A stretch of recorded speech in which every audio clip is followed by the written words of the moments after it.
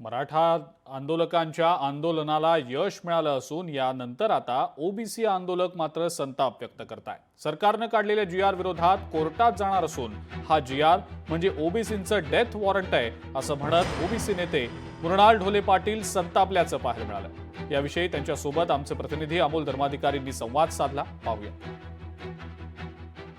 आपल्यासोबत ओबीसी समाजाचे अभ्यासक मृणाल ढोले पाटील आहेत। सर, पहिली प्रतिक्रिया काय आहे? उपोषण मागे घेतलेलं आहे, सरकारने जीआर सुद्धा काढलेला आहे। नाही, खरं तर हा जो जीआर काढलाय सरकारने हा अतिशय बेकायदा आणि घटनाबाह्य आहे। त्याचं कारण आहे की सरकारला अशा संदर्भात कुठलाही अधिकार नाहीये।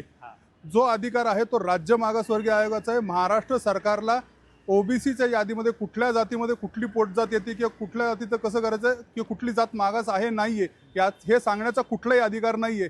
हे करून ओबीसी समाजाचा एक डेथ वॉरंट या राज्य सरकारने स्थापन केला आहे। आपण हा जीआर बघूया जो या सरकारने काढलाय।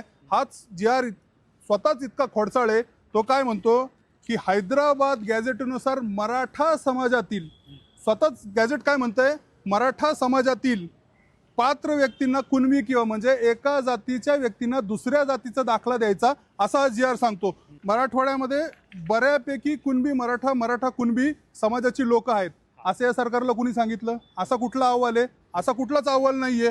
अल्फाबेट के मध्ये 28 क्रमांकाची जात ही कुणबी जात आहे, ओके, आणि एम मध्ये 28 नंबरची जात ही कुणबी जात आहे हैदराबाद गॅझेटरमध्ये के अल्फाबेटमध्ये। आणि एम अल्फाबेटमध्ये बघा इथं 20 नंबरची जी जात आहे ही मराठा आहे। याचा अर्थ हैदराबाद गॅझेटियर हे जे म्हणतात की हैदराबाद गॅझेटियर लागू करा, याच्यामध्ये अतिशय स्पष्ट आहे की मराठा आणि कुणबी वेगवेगळं आहेत। तर त्याच्यामुळं हा जो जीआर काढलेला हा बेकायदा आहे, हा घटनाबाह्य आहे, हा कोर्टाच्या याच्यात टिकणार नाही।